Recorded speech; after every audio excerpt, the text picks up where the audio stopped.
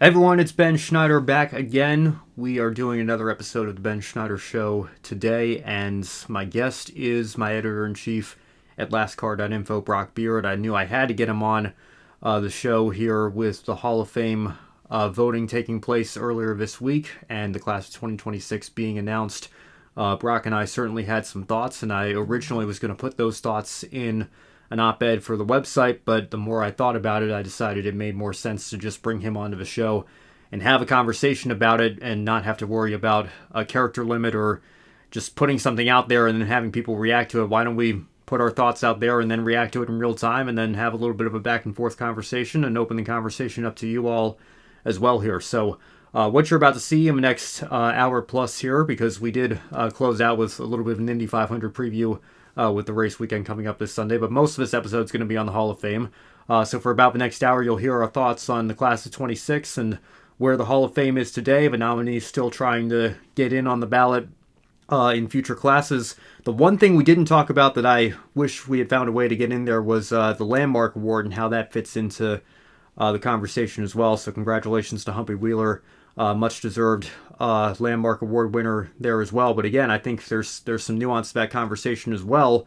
What qualifies somebody who maybe would be up for the Landmark Award is being disqualified from going into the Hall of Fame straight up. I think there are plenty of Landmark Award recipients where maybe the award has made sense for them, but others perhaps maybe should have been on the ballot straight up to go in as a full inductee. So that's maybe part of the conversation that we can revisit at a future date or maybe when next year's class comes up. But I don't want to completely forget to mention Humpy as part of this conversation as well, because that was also announced, and that is a much deserved award and recognition for him as well. But the main focus obviously is going to be on this class of 2026, and then like I said, Brock has been advocating for Neil Bonnet for a long time. I've had other individuals that I've been advocating for myself.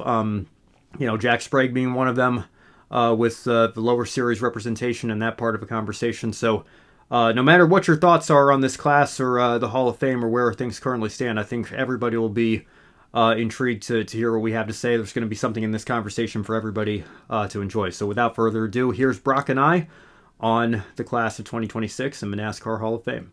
All right, Brock Beard back on the Ben Schneider Show. And Brock, I got to tell you, I was planning to do an op-ed on this. I know you talked about this on your stream earlier this week. Of course, the Hall of Fame voting just happening this week and the class of 2026 being selected. But the more I thought about it, the more I came to the realization that I think this is a topic that needs conversation, discussion-based format so that we can have a little bit of back and forth and really flesh those ideas out. So wanted to get you on the show after hearing what you had to say on your stream the other night. But first and foremost, how are you doing? Good to see you again. Oh, doing lovely. Thank you for having me on tonight. And yeah, coming in at a busy time of the season here. We've had no shortage of news stories coming down the line here, and but this is a compelling one. I appreciate you bringing me on to talk about it.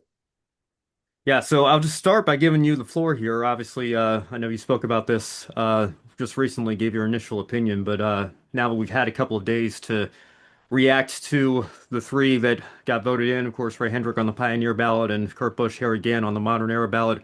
What was your reaction to those three being the nominees that will be inducted early next year for the class of 2026?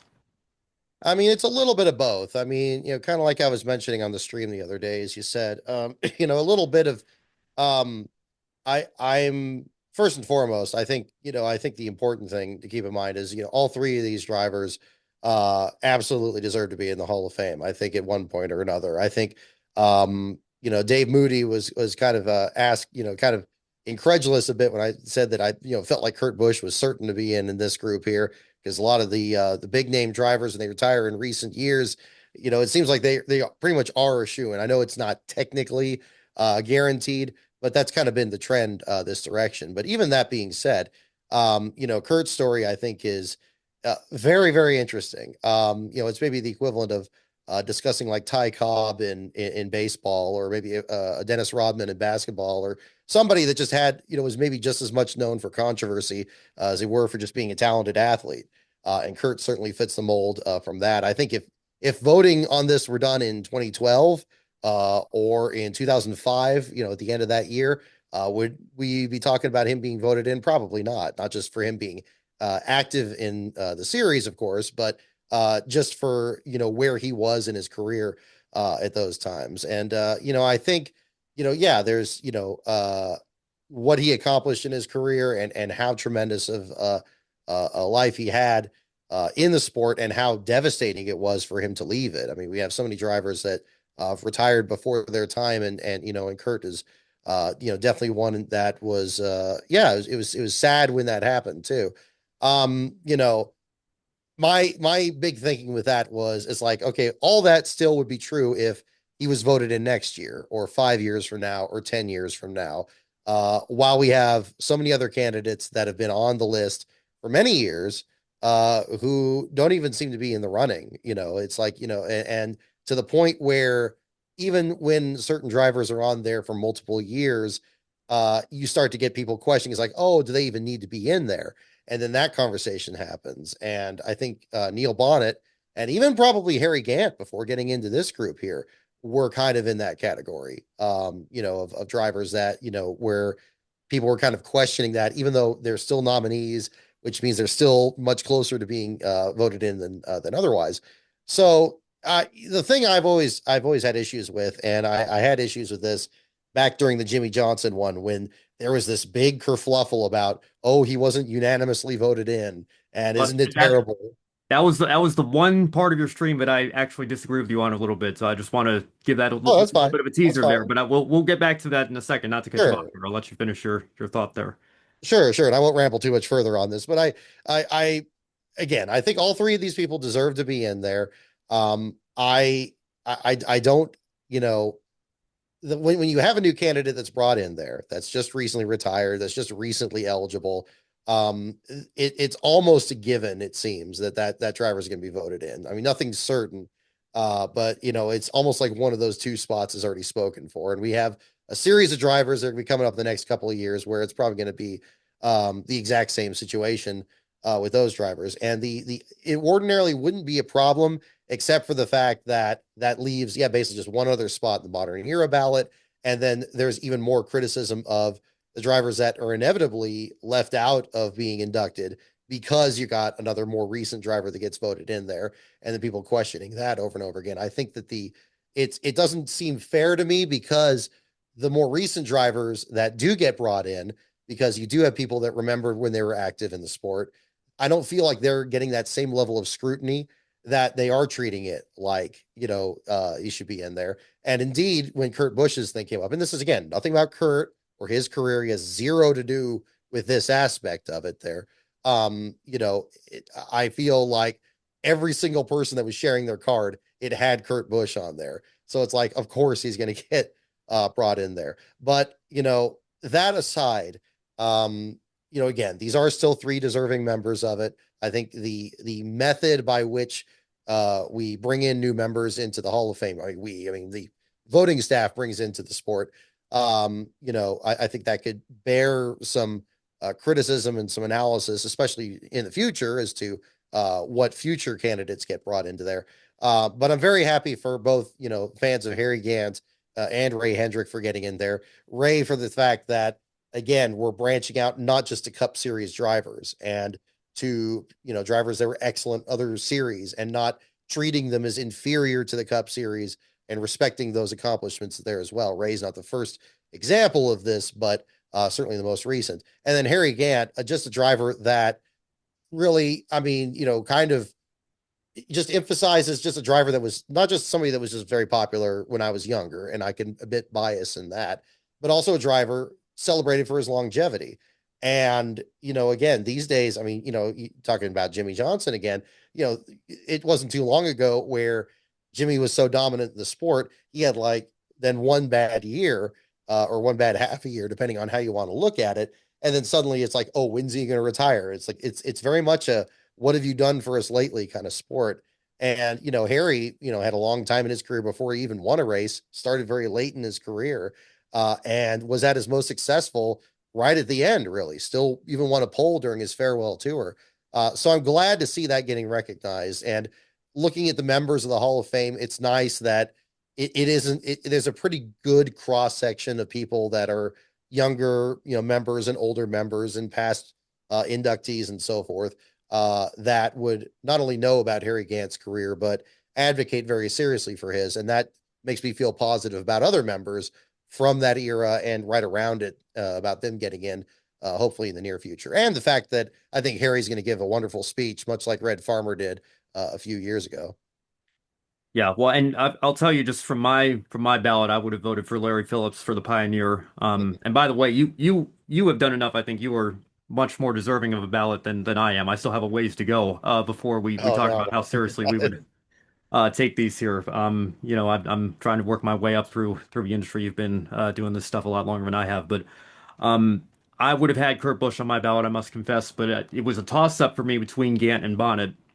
And originally I was saying Bonnet because I know how much you have been advocating for him in recent years, but I think when it comes down to it, I probably would have leaned Harry Gant just for the sole fact, like you mentioned, that he is in his mid 80s. And I hate having this part of the conversation every year because it does sound so morbid, but that's a man that deserves to give his own speech while he's still with us. That's why I was so excited when Herschel got in a couple of years ago in his yes, mid 90s and was able to do that. And even though Herschel McGriff is the youngest at the time 95-year-old that I know, you never know when you start getting up there in age how much longer these legends of the sport are going to be with us, at least to the point where they can walk up on stage and tell their stories for themselves here. So that's kind of how I feel about AJ Foyt, who just turned 90 years old this past offseason, and I think finished either second or third on the Pioneer ballot a couple of years ago. And to your point about names not being returned to the ballot, we haven't seen him on the ballot since then, which has been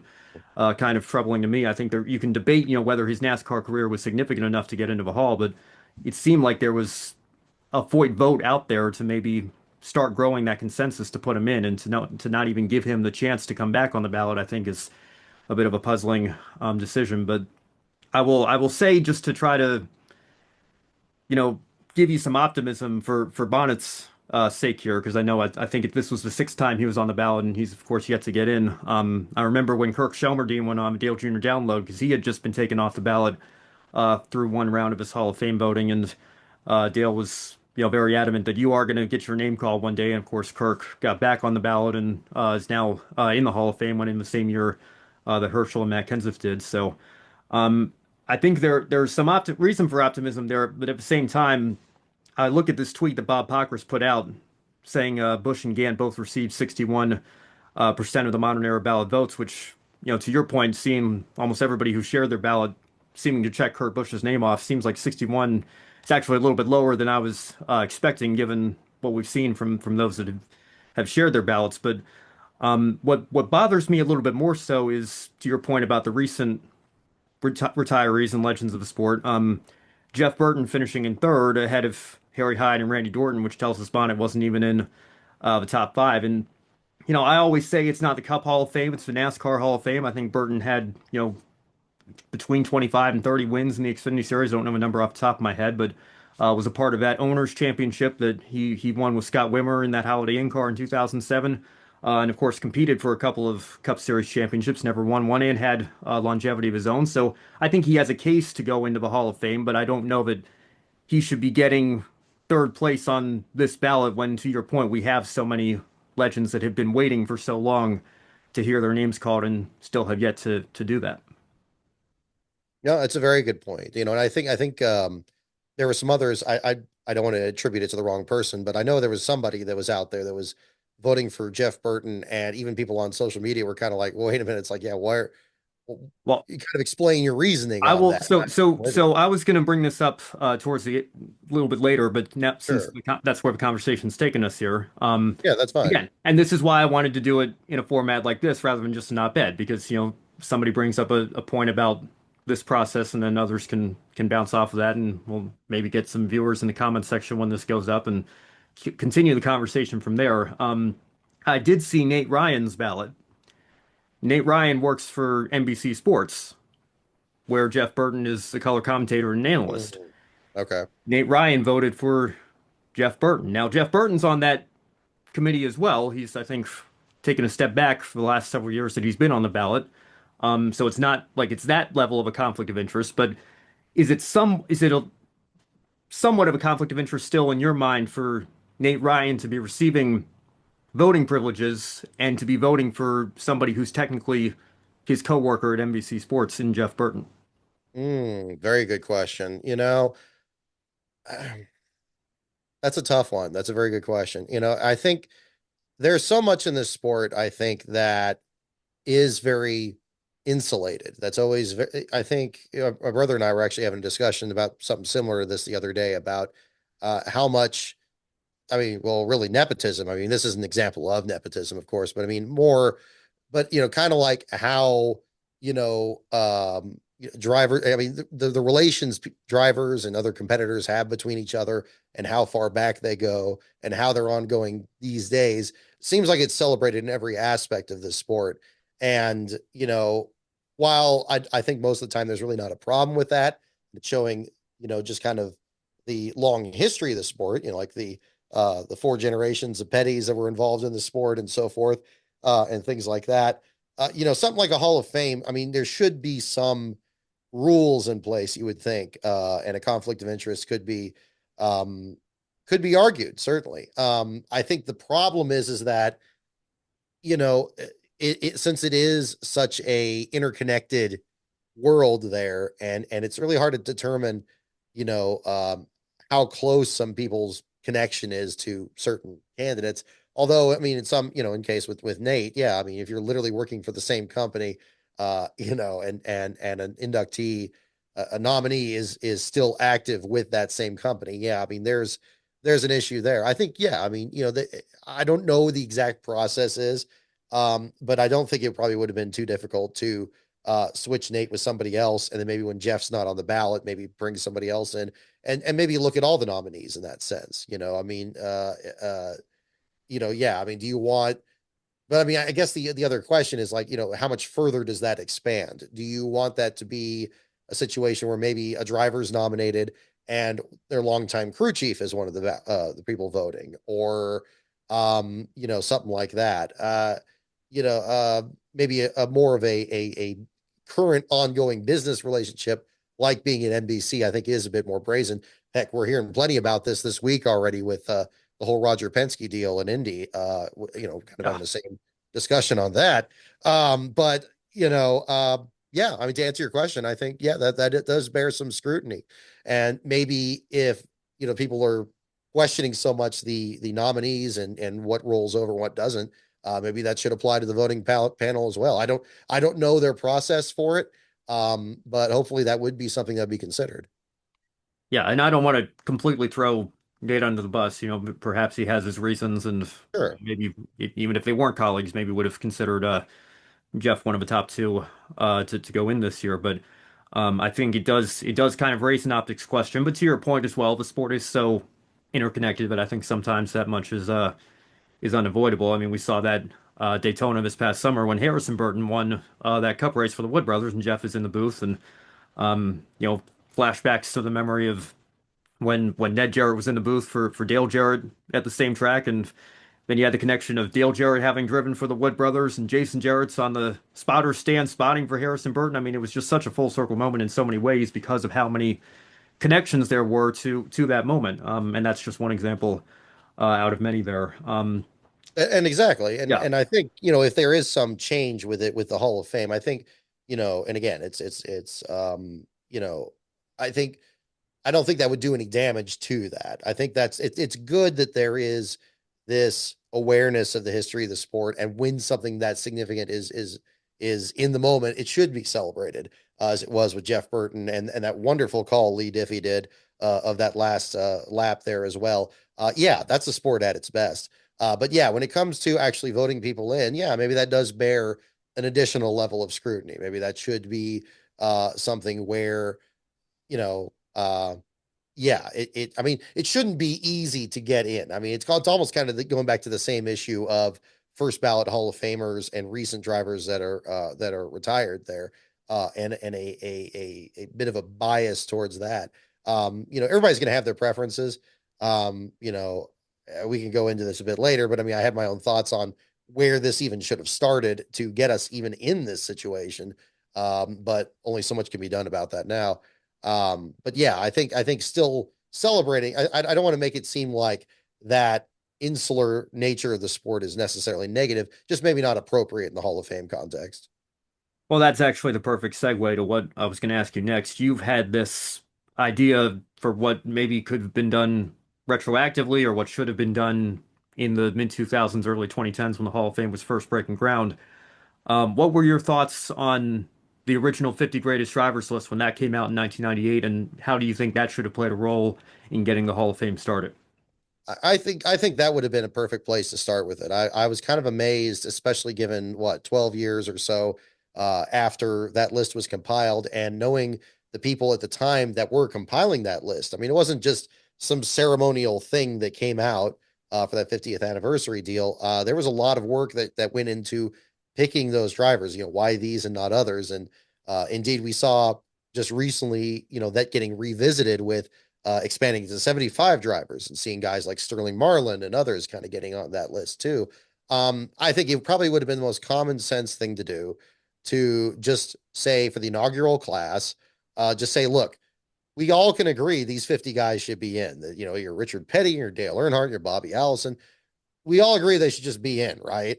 So like just start with that. Have that be the first class, kind of revisit that list again and kind of say, and then that would have started us from such a, I think, a better position to expand upon that. And then, okay, yeah, then the next year, if you wanted to bring in Bill France and Bill France Jr. and other things like that, and make that a part of it, I think that would have been fine. And then you probably would have even been fine even if you still already scaled it back to three inductees each year.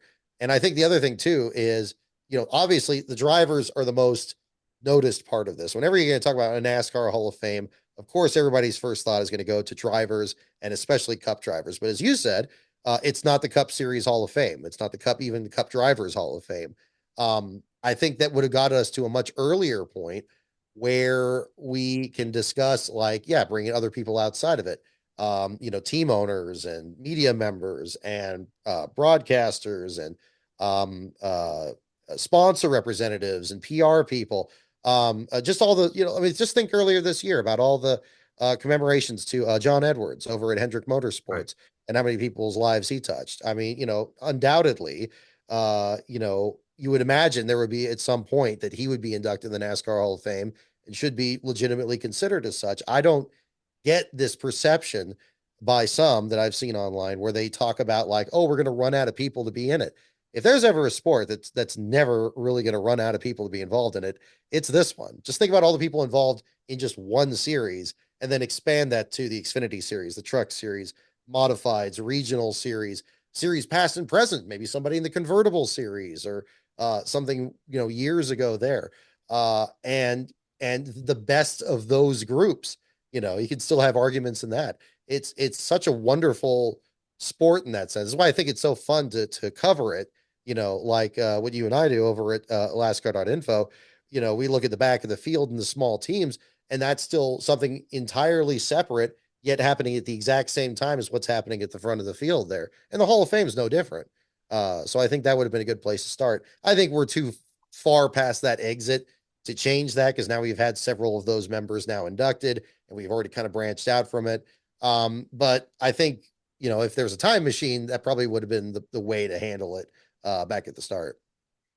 Yeah, well, and just to bounce off of that, my time machine would be going back to the original 25 nominees and saying that's the inaugural class because I think Red Byron was the last one in 2017, 2018, whenever he got in. I think he was the last one of those 25. They all got in eventually, and to your point about something that everybody could agree on when you have at the time over 60 years, just over 60 years of NASCAR history to look at, and you pick 25 of those names, I think we can maybe agree to disagree on how you'd rank those top 25, but they should all be in.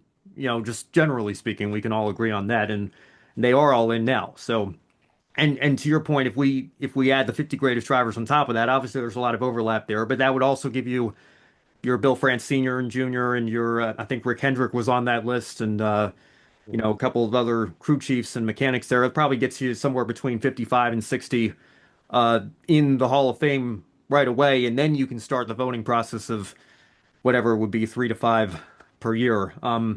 I understand what they were trying to do when they changed, when they went from just the top five to two on the modern era ballot, one on the pioneer ballot. I understand trying to make sure that at least one pioneer goes in every year, but I think the unintended consequence of that was, as so many recent greats have retired, to the point that you were making them, that I made on Twitter this week, earlier this week here. Kurt Busch seemed to be a heavy favorite to go in this year. Yeah. Kevin Harvick is almost what I mean, I like to say there's first ballot and then there's don't even need a ballot Hall of Famers. I think there's going to be very little pushback against Kevin Harvick going in first ballot when he's eligible, since he retired the year after Kurt did. And then doing the math, Martin Truex Jr., assuming they don't hold this one Daytona 500 start against him, and I don't see why they would. And Jimmie Johnson's still racing part-time. They went to his last full-time season.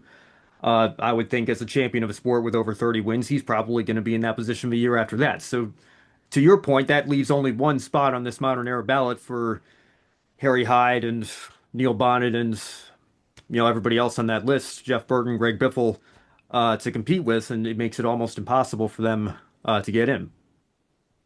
Yeah, and that's the problem. And again, the problem I have, and again, it's and again, maybe it's just a me thing, but I do feel, as I said earlier, that these recent candidates, when they get on there, they don't, there's no scrutiny, none, and some understandably, yeah, a guy like Kevin Harvick with what he went through in his career, yeah. And I put Kurt in the same category there. It's like, okay, come on. Of course he's gonna be in the first time they come up there. Look at all the things that you can point at there. Um, you know, uh, but to me, the problem is again, it creates this perception, and I think, while we're not going to run out of candidates that are deserving of being in the Hall of Fame, I still feel like there's this urge to, continually bring them in there, like as soon as they're able to. And I think there's a loss of a sense of perspective where, okay, maybe you have a driver that's immediately eligible for it, that won a championship under the current format, that won X number of races or whatever. And then you have another guy that, maybe is a driver that won more races in a different era, or won the same number of races in a different era with different competitors. And you could make a legitimate argument that, yeah, maybe this person, I mean, what does it come down to? Who was greater than who, basically? I mean, it's kind of what it has to come down to. It's what was so silly about the initial part. It's like, can you really do that with a Darrell Waltrip versus a Bobby Allison? It's very difficult to, and indeed the statistics reflect that. And not saying it's all about statistics, because there's other things beyond that. But say it gets down to a guy, and again, no disrespect to these drivers, but we know it's coming down the line. If it's like a Greg Biffle and against a Neil Bonnet, I think you probably could make a little bit of an argument. Again, and I think it could go either direction there. Yeah, you have a driver that won championships in lower series. You have both drivers that are kind of older in their careers when they competed. But then you have Neil in the broadcast booth, and then you have, things of that nature. Um, you know, there there comes a point where, yeah, the shiny new one on the list is not always going to be, the clear choice. And I think if we're not in that neck of the woods yet, I think we're getting close to it. Yeah, yeah, and I just again got to be honest, seeing Burton that far ahead of Biffle as well, because Yeah. I don't know, I feel like Biffle has the lower series championships like you mentioned, and came close to winning a couple of cup titles in his own right, and I know they're close on the all-time wins list. Again, I don't have that right in front of me off the top of my head there, but if you held a gun to my head, I feel like if you asked me who had the better career, I'd probably lean Biffle over Burton just a little bit, and to see that Burton's gotten higher percentage of the vote. Oh, Again, I'm not saying he doesn't deserve to be in. I'm yeah. just it's all about who gets in when. I think that's part of the conversation. Would you be in favor of, I mean, you want to talk about reforming the process a little bit. Do you think there needs to be a longer wait period? Is 3 years not enough? Should it maybe be five or maybe even more than that? I mean, I don't know. I feel like, again, somebody like, Kurt, it probably, if it was 3 years or 5 years or whatever the gap was, the first year they're eligible, they're pretty much going to go in whenever. And I think the the benefit to maybe drivers not in that, or other competitors, not just drivers, but any other nominees in that category that aren't the newest one on there or the most recently retired or something like that. I think the benefit of that's going to be offset too quickly, because, there's always going to be other drivers retiring or stepping away, or other people that are going to come up that are going to join the conversation each year.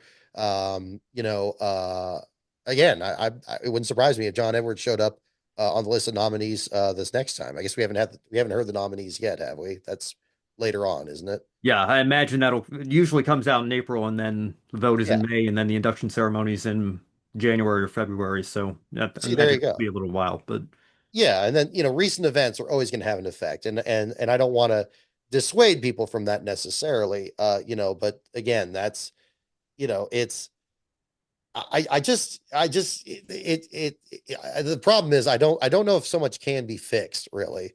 Even if it's like, yeah, you delay it for for competitors, or maybe you increase the number of nominees that get voted in, or you lower the threshold of what percentage people need to vote in. I still feel like you're going to kind of have the same problems because we didn't have a large inaugural class back in what 2010 there. I think that's going to be kind of the issue there. Um, so yeah, probably not. That just answer your question. I just had Matthew Owens on the show last month, and this part of the conversation came up, and he was saying that this is the only Hall of Fame that he could think of that you don't have to have a certain percentage, and the way it's done is it's just the same number of nominees per year who get the highest percentage. Whereas if you think of like the Baseball Hall of Fame, for example, some years you might have three go in, some years you might have five go in, some years maybe nobody gets voted in, some years maybe one person's in a class of their own because it's done by percentage of ballots that selected the player's name or whatever. So again, I don't know if how that would work if you wanted to where you would want to set that threshold because again, I guess for NASCAR here, if you're setting it 60% and Kurt Busch and Harry Gant are the top two and they're only getting 61, then you're in danger of, maybe nobody can agree and nobody gets in, and then we're just delaying the process even further. So I don't know if that's necessarily the True. solution there, but it is interesting to think about and make that comparison for Hall of Fames that have been around, again, having the benefit of being around a little bit longer and maybe don't have such problems as a result here. And it's a fair comparison. I mean, because I think maybe that would be something to look at, going back to what we were talking about, how many different groups of people would fall under being eligible for the NASCAR Hall of Fame. And I think, it should celebrate. I mean, it shouldn't be like just anybody gets into it. It should be still hard to get into it. But it's hard enough just because the sheer quantity of people. And then even the best of those people that probably most people can agree on is still a really high number, I feel even more than, I mean, well, maybe not even more than, but given the baseball, of course, is a much longer history and, so forth. But still, I think that yeah, maybe something should be looked at to kind of expand that a little bit. Yeah. Well, on that note, again, I kind of hinted at it earlier in the show here, but the one part of your stream that I must confess I did disagree with a little bit was when you were talking about Jimmie Johnson and the unanimous vote, or the desire to see him have a unanimous vote when he went in with Chad Canals a couple of years ago. I guess just to reiterate for people who might have missed your stream, why do you view that as not nearly as big of a deal as some others might? I mean, this may betray some ignorance on my part because, I don't have as much of like a stick and ball background or something, and how, maybe the baseball Hall of Fame or football Hall of Fame or any of those do it, or how much more special it is when somebody's a first ballot unanimous pick in there. To me personally, it doesn't feel, I mean, it's kind of it's kind of it's a nice thing on top of it there. But I mean, I just think that it's so hard to get everybody to agree on anything. I mean, really. I mean, No doubt. you got plenty of examples out in the world right now to pull from that, and in the world of sports, it's just as contentious. And I think even if you have a group of people that are very, very knowledgeable about it, and I think they do a good job of who they bring in there. I do think there's a significant portion of it that seem much more focused on the sport's more recent history than its past. I feel that the pioneer section wouldn't have been necessary if that weren't the case. But I don't see why it's as big of a deal. I think the important, I think Jimmie Johnson getting in the Hall of Fame, being a 7-time series champion, all the things he's accomplished, whatever the point system and all that, just crushing consistency in his career. I mean, I don't need to go into his career here for your listeners. I mean, you and I and everybody listening to this already knows about it. And I like the way he kind of expressed it earlier. It's like, almost why even have the vote? Because you just know he's going to get in there. But to me, that kind of tells me that, to me, I feel like whether it's unanimous or not, it's like he's going to get in. Like he's going to get in, and but he's still going to be one member of another group. And if you only get to pick like 3 people, I mean, again, there's not always an argument against everything. It's maybe not so much, that he wouldn't be deserving if that one person or whatever didn't vote for it. But maybe again, maybe there's, maybe just not that year against this group of people. I just think there's just too many things at play here that I didn't think it was a big deal. I thought it was kind of a witch hunt. And I think when the media does these witch hunt things, it always comes out pretty embarrassing. Because you got people kind of just, devouring their own and all this. Like, we got to find out who it was. And it's like, come on, Jimmie Johnson's in there. I mean, ultimately, if Jimmie doesn't care, I really don't care. That's Uh, fair.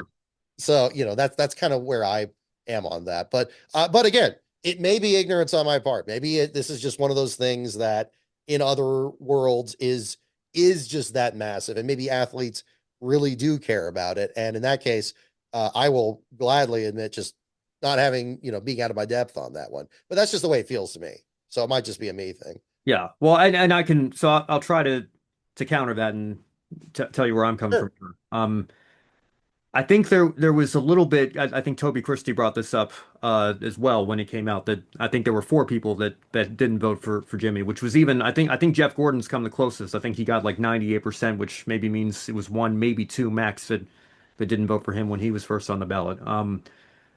So if the question number one, that means like if Jeff Gordon can't get in unanimously, and maybe this lends credence to your point as well. If Jimmie Johnson can't get in unanimously, then who in the world is? Because I don't know if we're ever going to see anybody win 7 championships and 80 plus races again. Just the parity and competition level in the sport is just too high for it.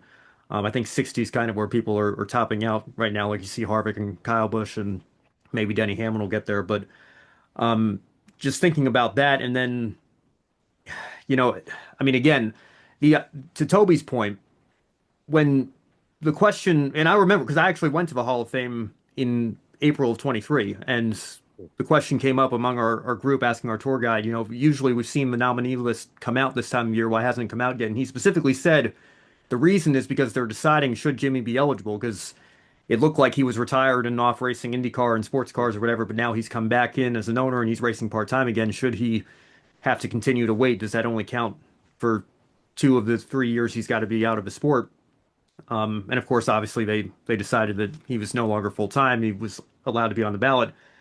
Maybe some people thought, well, since he's still racing part time, maybe he should have to continue to wait. But the point that Toby was making was that once he's on the ballot, he's on the ballot. That part of the conversation's already been decided, and now you have to look at his career and how it lines up compared to everybody else's on that ballot, and he far and away. And I get what you're saying as well, that stats, sheer number of wins and championships doesn't mean anything. But I also think at a certain point, when you have 83 of those wins and 7 championships, and the only 2 other guys that have 7 championships made it into the inaugural class when they had to compete against the Allisons and the Waltrips and the Yarboroughs of the world, then, again, I think at a certain point there comes a rare individual like Jimmie Johnson who has that kind of resume. And quite honestly, you want to talk about making sure you honor the crew chiefs and owners and mechanics and other figures in this sport other than drivers. Chad Canals also has 7 championships, also won, I guess, 82 races. I guess he was suspended for that Daytona 500 that Jimmie won in '06, but he's got almost an identical resume to the resume that Jimmie Johnson has because they worked together for so many years. I think it was just, again, I'm fully with you on the idea that this is the problem with only putting 2 in per year, because I think I just remember listening to so many people saying this is going to be the easiest 1-2 punch in the history of the Hall of Fame because how can you not put Jimmy and Chad in, together in the same class in their first year on the ballot? So again, I understand. Again, I think it just further highlights the problem. But and I've got to confess, I did kind of fall into that trap a little bit. Like I want names. I want to know who these four were. Mm, Because not because I want to, just completely trash them and disrespect them or anything. But I think if the ballots had to be made public, it would force them to, if sure. you don't think Jimmie Johnson should go in, that's fine. But I just for curiosity's sake and for the sake of knowing what you were thinking when you were in the room where it happened, so to speak, what was your reasoning? Why did you say X candidate on the ballot, X nominee on the ballot deserved to be in the Hall of Fame over a seven-time champion of a sport? So that's just where I was coming from in terms of Jimmy.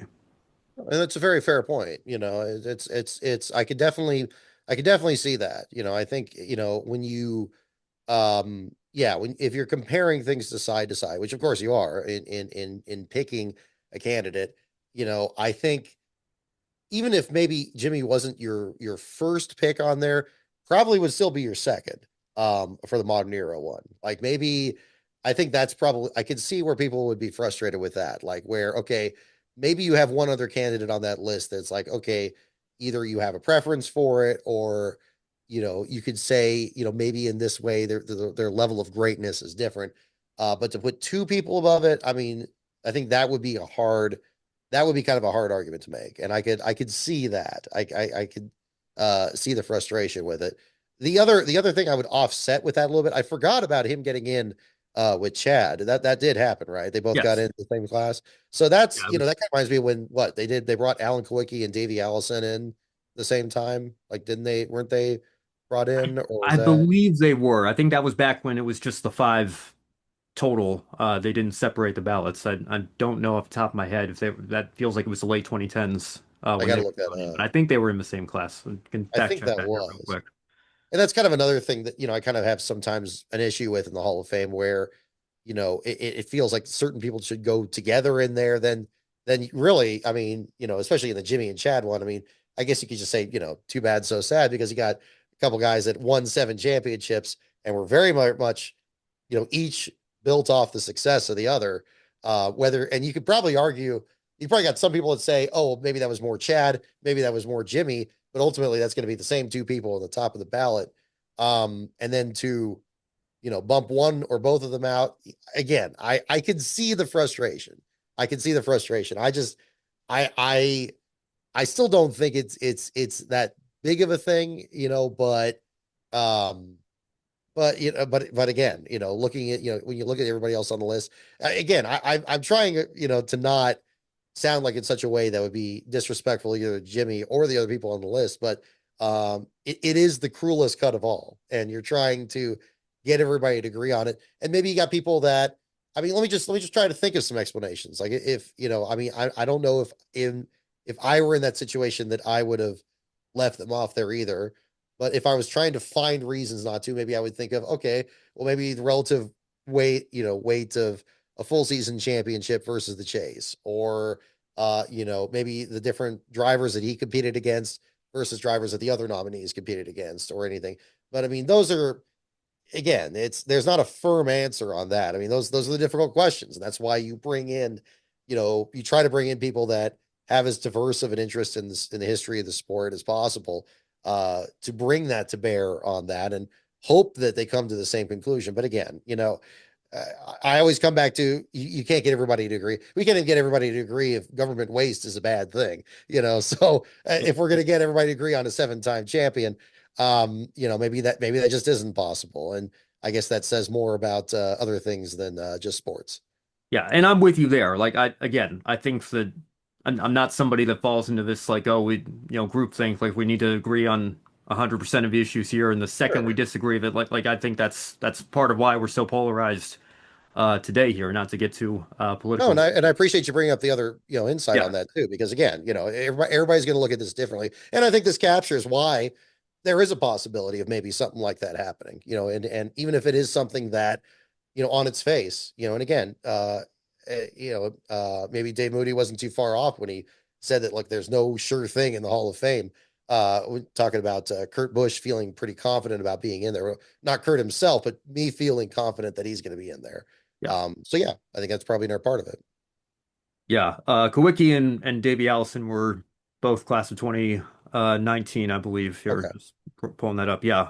That was the same class as Jeff Gordon and Roger Penske and Jack Roush, and then one more year. There was one more class after that where it was the five, and then 2021 when it was Dale Jr., Mike Stefanik on the Modern Era ballot, Red Farmer on the Pioneer. That was the first year they went to the current format, but that class wasn't inducted until 22 because they took a year off for the pandemic. So again, Okay. I think NASCAR man was actually making this point. Like he understands why there was no ceremony during the pandemic, but maybe we put in six per year, as a one-time thing to make up for Yeah, that in that would have 2022. made We kind sense. of lost a class and didn't replace that, so that Yeah, I hadn't again it thought only about that. further delays the situation that we're in now. But I remember because again, I was following the class of 23 very closely because I knew just thinking ahead that it was going to be Jimmy and Chad being that 1-2 punch in all likelihood. That's why I was so excited when Kirk Shelmerdine got in because I knew that if Kirk didn't get in this year, then I'm sorry, I think you're going to have to wait at least 2 years now because there's very little chance that we all know Jimmy's a shoe-in, and how can you not put Chad in along with him when you're thinking about the significance of his career and how much of a role Chad played a part in that. Um, but again, I think, and again, I know I wrote that piece for you last year on Carl Edwards, who I think again, is part of that, recency bias sort of era in some respects here. But I just thought with Carl, he because again of the situation with the timing of Jimmy's retirement and Jeff Gordon before that, and just who was, I mean, so many great drivers retired so close together in time. I think it was Carl's fourth year on the ballot there, and I thought for a driver that was looking at all of his contemporaries getting in on the first, if not maybe second ballot, that they were eligible. I thought four times on the list was enough waiting for Carl, and he thoroughly deserved to be in on last year's class. But again, I think Ricky Rudd had to wait eight times, when he was on the ballot, and so that's why I was happy for him last year as well. But again, to your point, Neil Bonnett's getting up there. It's been six rounds now, and he's still not even in the top five of voting. So I certainly also understand where there's frustration there because I know you've been trying to make the case for him here for so many years. Yeah, and I don't mean to make it too much about just one candidate and all that, but I mean, everybody's I'm sure there's numbers of people that advocate for any number of people on there. I think Hamlin was pretty outspoken about Ray Hendrick finally getting in there too. So everybody's got their picks, and it's good that it is something that everybody debates about because I'm sure in baseball circles it's the same thing with theirs and football and so forth. And yeah, who's been overlooked and who hasn't. I was talking about this with my brother, and he always has a very succinct way of putting things, sometimes brutally so, but talking about the Neil Bonnet deal, he says, well, look, the dead can wait. And I'm like, oh, that's one way of putting it. But, I mean, there's still people that remember him. There's still like his family, his wife, and so forth. You mentioned that on the stream the other night. With Yeah. yeah, So you'd still want to have like it's not like that somebody's, just because somebody's passed doesn't mean, we can wait, 20, 50 years down the road. I mean, I think there's something to be said for, still maintaining somebody's memory out there on that. And now at the same time, just because somebody, I don't think this is necessarily the hall of potential either. I don't think it's a situation where, while I'm glad that there doesn't seem to be a difference in electing somebody or, based on how their career ended, whether it was injury like Kurt Busch or whether it was just voluntary like Carl Edwards. And there have been drivers in both categories and others over the years. But again, I think, with the drivers, especially drivers that, that are no longer with us, and especially those that died tragically, I think that again, it's tough to bring that into the conversation of itself. But I just think with Bonnet, it's so profound because he had these accidents later in his career, and he could have quit at any of those times, and he just loved it so much.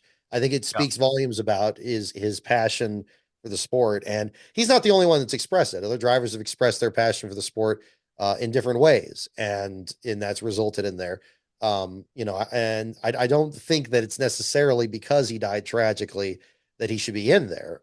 In fact, I think with the Kawicki and Davey Allison one, I kind of had a little bit of an issue with Davey being in there at the same time as Kawicki, even though obviously their stories were so intertwined with that 92 championship. And of course, what happened to both of them in 1993, but again, sometimes some people are just going to be linked together, like Jimmy and Chad. And if there's two spots, those drivers had nothing to do with, that system, or five spots if we're talking further back to when Kawicki and Davey got in there.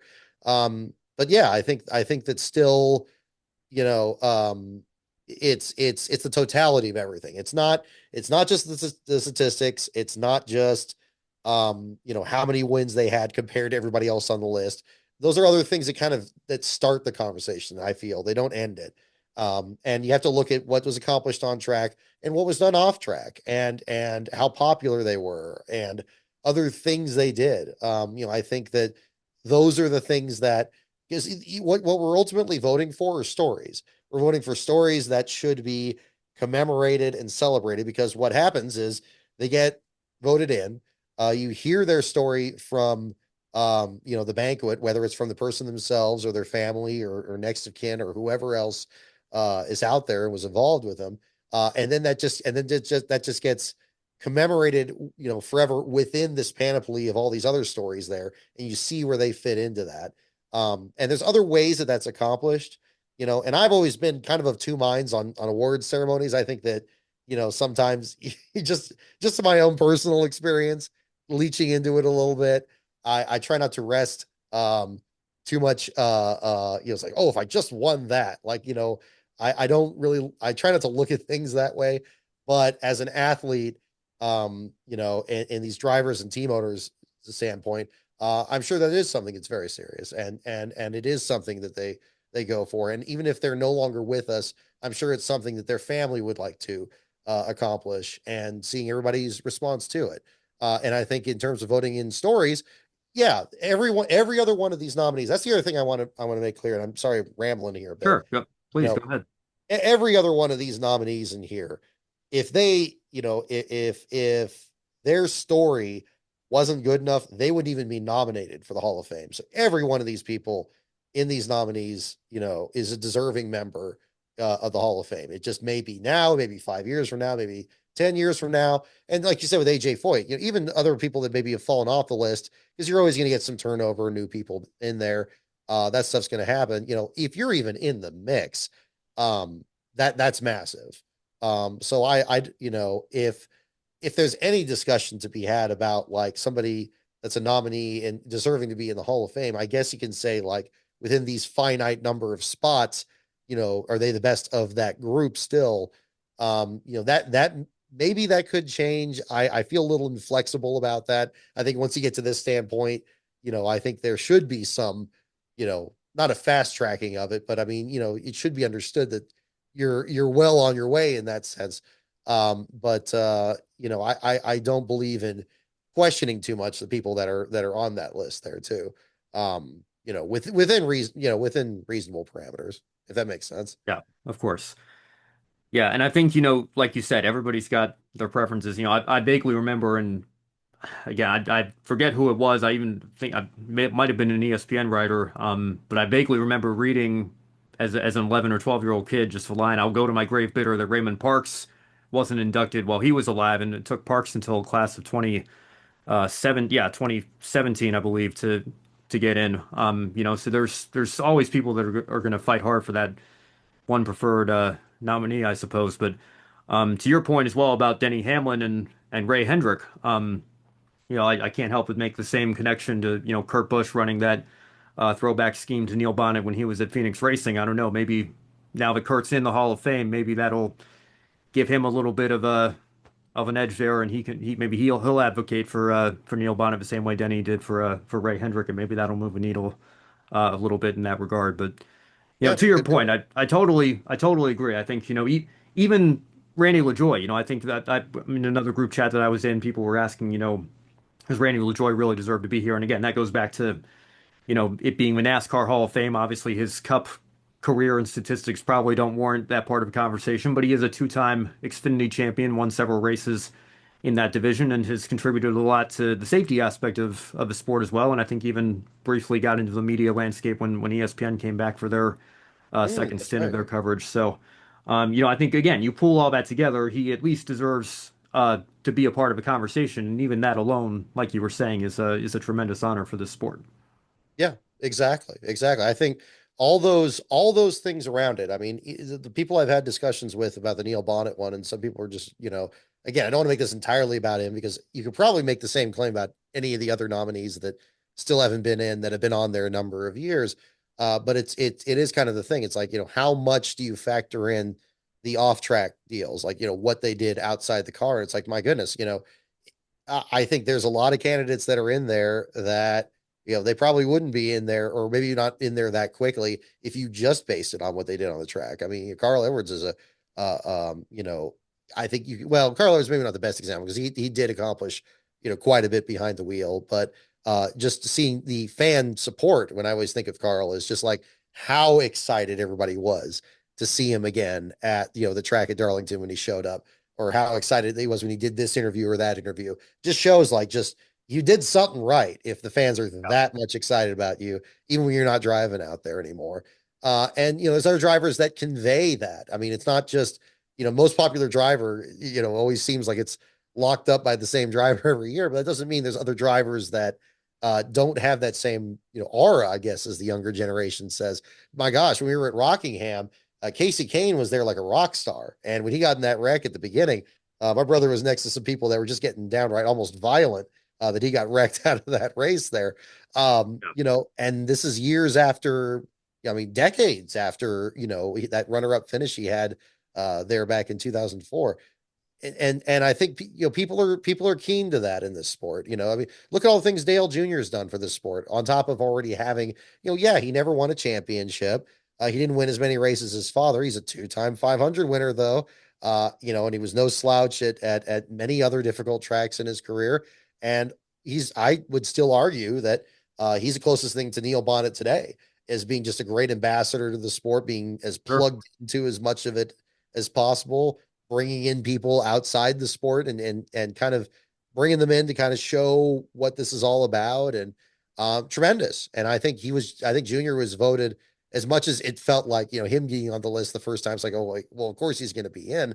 I think what probably made that decision that much easier is there's so many other ways that you can measure his greatness in that, and I don't think that's an exaggeration. Yeah, I sometimes think it's a stretch to, you bring Dale Jr. up. I think it's sometimes a bit of a stretch to, at least right now, call him this generation's Benny Parsons, because I think strictly from the Mhm. booth perspective, I much prefer BP's commentary. I mean, we've had this conversation before as well, but that's not to say, like I was just talking with Matthew last month, just because I think maybe Junior shouldn't be in the play-by-play booth doesn't mean that I don't think. I mean, I love his podcast, and I think he could work very well as a studio analyst, for example. But I was just going to say, I think the best example to the point you were making would be Benny Parsons. I think going in, not just as a great driver, as a champion driver, but as somebody who was in the broadcast booth for so many years and universally beloved broadcaster up until his untimely passing. I think that, that's probably the best example of what you're saying there. Yeah, I'd agree. I'd Yeah. agree. I mean, it shows like some drivers. It's truly remarkable what they accomplish. I mean, I mean, my goodness. I mean, it's gotten to the point even when my brother and I met Richard Petty at the museum, and just seeing all the things that he had collected over the years, and of course, his career shows no explanation of why he's deserving of being a Hall of Fame driver, but then all the other stuff that he's accomplished. I mean, his last season was 1992, and look at everything he's been involved in since then, and keeping this team. I know the team's changed hands and it's basically a new organization and all that, but still being involved in it in some way, and being involved with the fans in that way.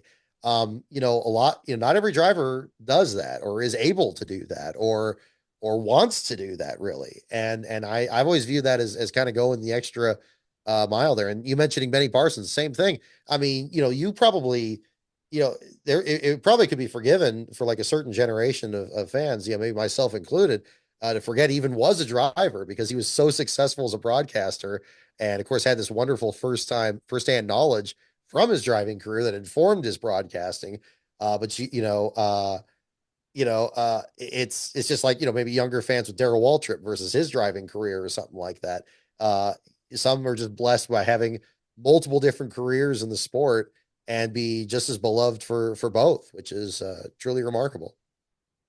Yeah, one again to kind of bring it all together here. I think to the point that you were making earlier in the show. I think that sometimes the phrase "Hall of Very Good" gets thrown out there, and people talk about maybe the Basketball Hall of Fame being watered down, or the Football Hall of Fame. Like, should Eli Manning be in on the first ballot because he's got the two Super Bowls? But outside of that, you look at the totality of his career. But I think because this sport is so unique, and this is what makes so many layers to this conversation important, because it's not just the drivers, it's so many people that make this sport continue to flourish, and play important roles in it. I think that this is probably the Hall of Fame, like you said, where we have to worry about that Hall of Very Good danger zone the least, because there are so Yeah, many people that you can make that case for. It's just a matter of how many do we let in per year, and who should be prioritized over who else there, and that's where the conversation leads us this time of year, every year, with the names that continue to be recycled on that ballot that you want to see get in, but then you've got the greats that are retiring from our generation as well. And so it makes for an interesting conversation, and that's why uh, we go through this process every year. certainly. Yeah. And it's a conversation well worth having. It's not an easy one. I don't mean in this discussion to make it sound like, there's just a really obvious answer. There just isn't. Because again, there's so many, things that are at play. And Bozy on Twitter had a wonderful comment about what about mechanics? I mean, we've seen Yeah. team owners. And so, I mean, you have some people that have been in this Hall of Fame already that, have worn that hat in their career, guys like Jimmie Johnson and Ralph Moody and others there. But I mean, still, it could, yeah, you could have other people that maybe, were less heralded, but then you really look at what they accomplished too, and you gain a new respect for that. And as you said, yeah, I don't think we're anywhere near to, you know, I mean, it's a big barrel. We're not scraping the bottom of anything here. And I think maybe that'll add to ultimately more intrigue in the Hall of Fame for years to come. At least I hope so. Yeah, I mean, I know the name that comes to mind for me is Smokey Yunick, which I know Yes. there's that there's that controversy with the France Yeah. family. I think NASCAR might have to go through something like IndyCar's gone with a change in ownership before he's even considered, unfortunately. But I'm I'm um, hopeful with Kurt being in, maybe that's going to reevaluate something like that. Maybe maybe, yeah, some of our more controversial figures, even though Kurt's, really evolved past that. I mean, you look at him in interviews now and you ask him about, running in front of Jimmy Spencer's car or something like that, and he seems to just kind of blush at that kind of thing now. But um, you know, uh, everybody likes um, the more colorful figures in this sport deserve to be celebrated, and Smokey Yunick is definitely near the top, if not the top of that list, and hopefully that gets recognized too.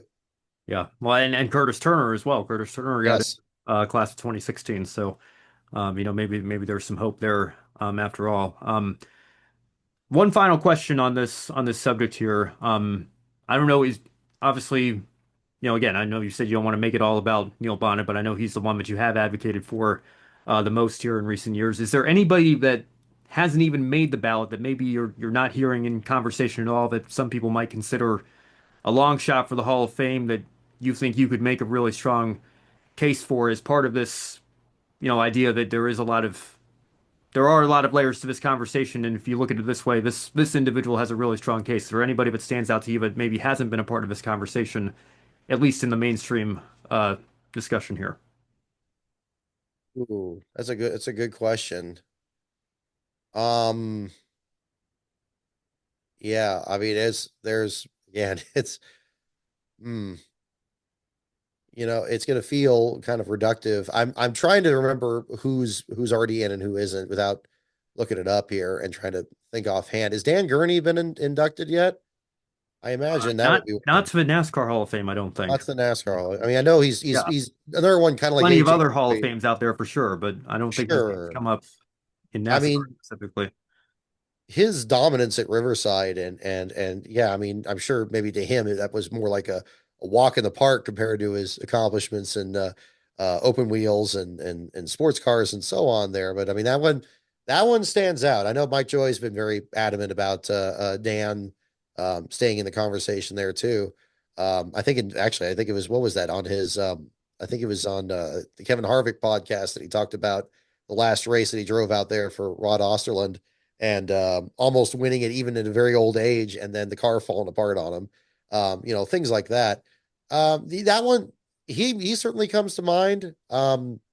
It would be tricky to kind of if you start bringing like where you would match that against other open wheel drivers and like an AJ Foyt or something like that. I mean, it would be tricky. I was almost kind of going down the road of other like road course specialists in general, like where is there some time down the line that a guy like a Boris said or Ron Fellows should be in the conversation, even though again drivers that again very humble win totals, but in terms of having an effect on the sport and nowadays you got road courses being more popular than they've ever been and road course ringers being completely changed by definition. I mean, it's tough. Like, I admit I didn't really have something firm in mind on this. I feel like a lot of the nominees, we've it feels like we've gone through a lot of like certainly the big name drivers for sure. Um, but yeah, I mean other team owners, other crew chiefs, you know, gosh, I mean, Larry McReynolds, I mean, would that be, I mean, he Yeah, hasn't been brought in there. I mean, there's one. I no, mean, yeah, I think uh, that's a great Andy answer too. Petrie, guys like that. I mean, um, yeah, just people that just I I I think it was kind of interesting. It kind of reminds me a little bit of a tangent.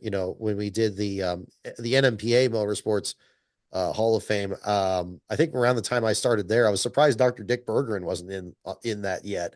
I don't know if there was a requirement for how long he'd been out of it or anything like that, but I was glad he finally got in. I was like, okay, goodness, yeah, that seemed like a bit of an oversight.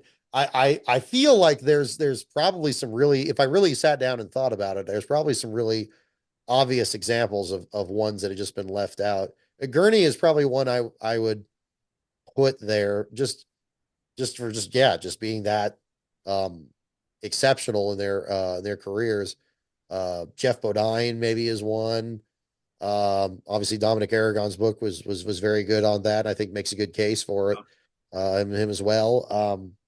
Guys like that maybe just I always it's tough for me because I have to kind of check myself whenever I suggest something because I like having an eye towards something that's a bit more obscure and maybe it felt like it was more impactful in my own viewpoint, but maybe in the larger scope of things it wasn't as much.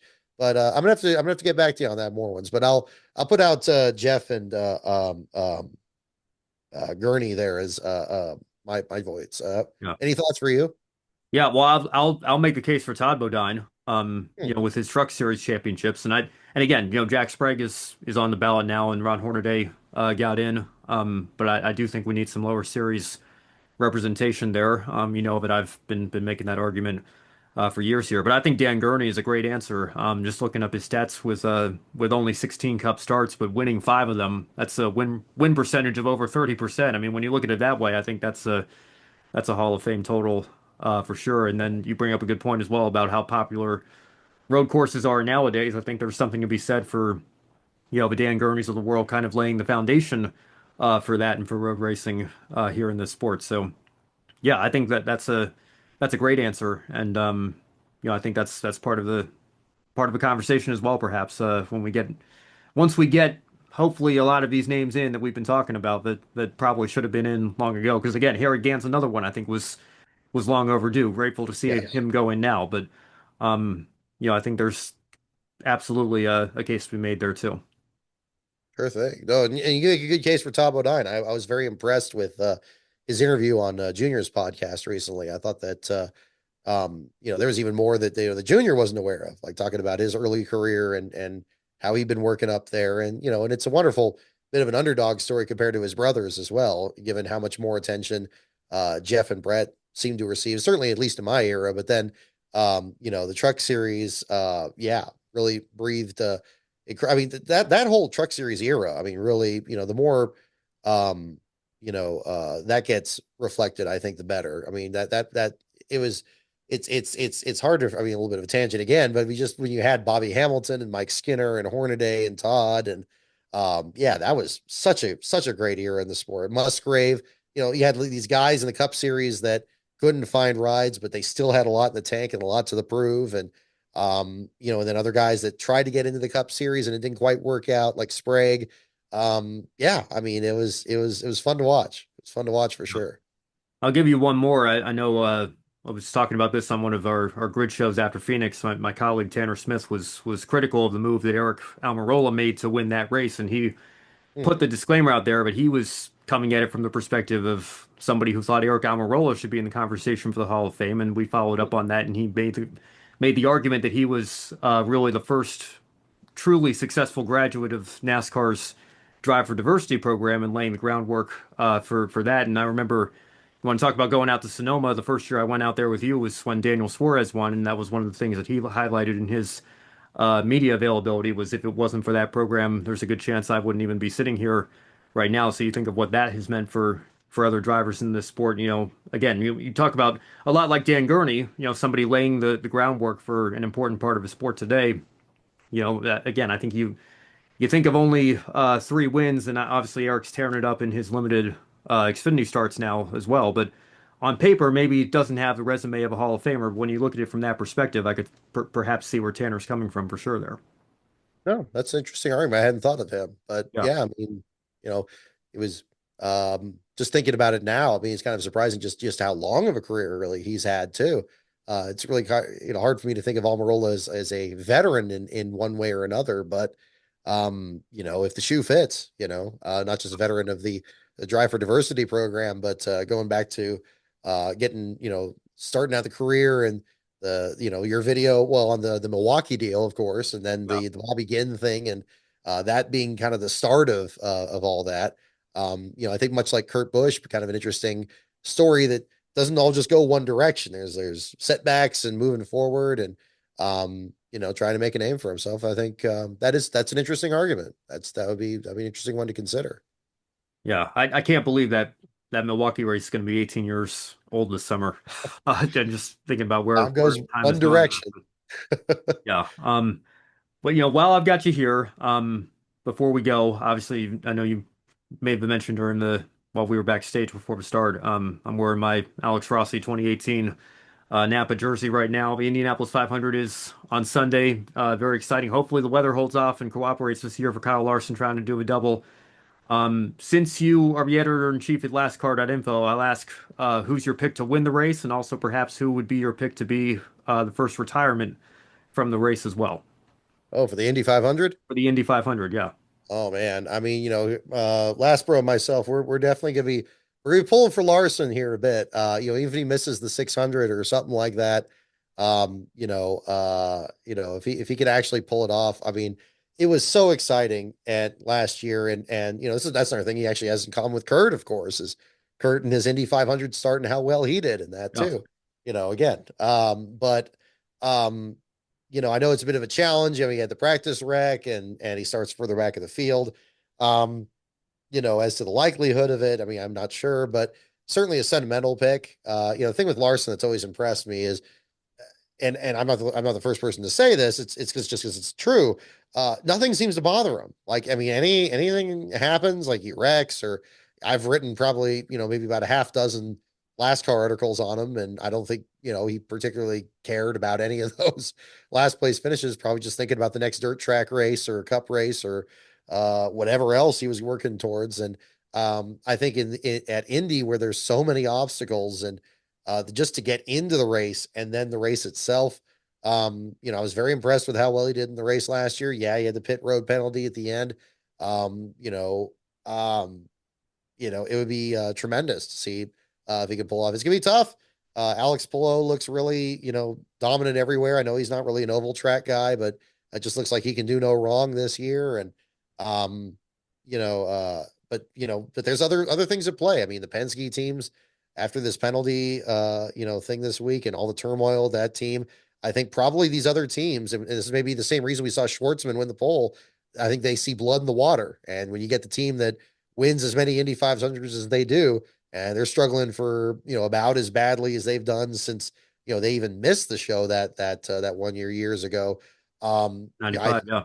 Yeah, maybe we get somebody that can really capitalize on it, whether it's just gonna be next man up and it's gonna be a Ganassi car or somebody else. So probably gonna go still with Larson for the win, although a bit of a long shot. I feel like I'm leaving it on the table by not picking somebody that's at Ganassi, because I think Ganassi is probably reveling in all the controversy that his rivals having here. Although I'm sure they have a very great professional relationship, and he doesn't wish any downturn on that. But they're competitors at the end of the day, and I think I would be very surprised if he doesn't see an opportunity in this to really pull off another win there, whether it's Dixon breaking his streak or Below keeping his streak going, or any of their other cars. But as to last place, that's the trickier one. You know, it feels like it could be maybe, somebody like somebody that's already towards the back of the field, like Jack Harvey, or um, it's so hard to say. I'm tempted to say maybe it's gonna be somebody that actually qualifies well, and maybe just has problems um, at the beginning. Yeah, I'm kind of waffling on this one there, but I don't know. Well, I'll go with the first thing I said. Maybe Jack Harvey on that for last place. I have no reason to think why, but especially what they got the connection with Ganassi this year, don't they? So there's some. Maybe, yeah. I don't know. It's been harder to get into. I must confess with just the state of the series and some of the Yeah, frustrations. But I've got to brush up. I yeah, watched David Land's starting grid today, and that I was kind of brushing up on that a little bit today. But um, yeah, yeah, I'm not sure. Last place, all I can think of is another one for winning. I'm really intrigued by Takuma Sato and that yeah, second place start, and the fact that that that's where he started when he won the other two. Man, I mean, yeah, Last Bro's a big Sato fan. He's got his hats from his other two wins there, and that would be if he gets to be, you win the Indy 500 3 times, you get up to that elite, yeah, AJ Foyt kind of conversation. Man, that'd be huge. yeah. I mean, you want to talk about a late bloomer? I think Sato's second arc of his career, winning two Indy 500s and being very competitive into his 40s, I think has been very impressive to watch. But I Oh, almost feel huge. like it's going to be, if you want to talk about last place, maybe somebody like him, whose motto is no attack, no chance. If he just makes the wrong move too early, maybe that takes him out. Um, Maybe. I'm tempted. I feel like I pick Scott Dixon every year because he's so good. He's won so many championships, but he only has. I mean, I talked about that in my Panther video all those years ago about the heartbreak for Vitor Mira. But if Vitor wins that race, then we're still talking about Dixon not winning a 500, which is just unfathomable. It's almost unfathomable that he's only won it just once. So I think this year I'm probably just going to go with Palou because he seems so unstoppable, and this will probably be the year that Dixon finally gets that second with my luck trying to predict these things here. But uh, Maybe. yeah, Maybe. it's gonna be very competitive. I think very exciting to watch. And again, it's kind of hard to believe Palou's still looking for that first oval win. He was right in the mix when Elio won his fourth in 2021, so he certainly has the team to do it and the talent to do it. It'll just be a matter of putting that together in the same year and getting that yard of bricks first. So again, hopefully the weather cooperates and we'll be treated with a great race on Sunday here. No, hopefully. Yeah, absolutely. Just yeah, like I say, still catching up on the stories for the race there, but yeah, the greatest spectacle is whenever I say the 500 in the house here, I usually mean Daytona 500, but there's only one greatest spectacle in racing, and that's definitely the Indy 500. So we're just as excited about it as everybody. All right. Well, Brock, thank you so much. Of course, I'm sure we'll have you back at some point, later this year or next year to talk about whatever else is going on in the racing world. But very, very much appreciated to get kind of your extended thoughts on the Hall of Fame, because I know the primary part of your show the other night was catching up on Talladega.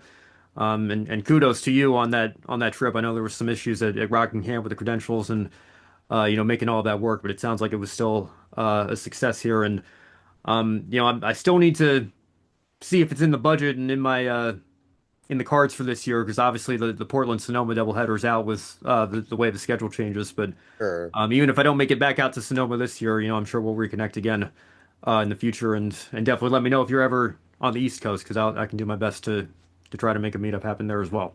Absolutely. Yeah. Don't keep you posted. We're still really excited to see what the schedule is for next year. Yeah, the trip was very successful on this. I really wanted to move the needle here on this last one there, and seeing Rockingham reopen was wonderful, and checking out Talladega for the first time was great, and yeah, just emptied the tank by the end of it there. I've been just now pretty much recovering from it since then, but it was well worth it for sure. And I'm sure, yeah, I mean, I'd love to do some more stuff. I'm kind of in the same situation as you, just looking to expand and do more stuff out of market here, and then yeah, I'd love to work side by side. Whether if you come out here, you're certainly welcome to. Otherwise, maybe it'll be one where yeah, I come out your direction and we'll be doing that. But I'm sure that'll be exciting either way. All right, thanks again, Brock, and we'll talk to you soon. Thank you for having me on.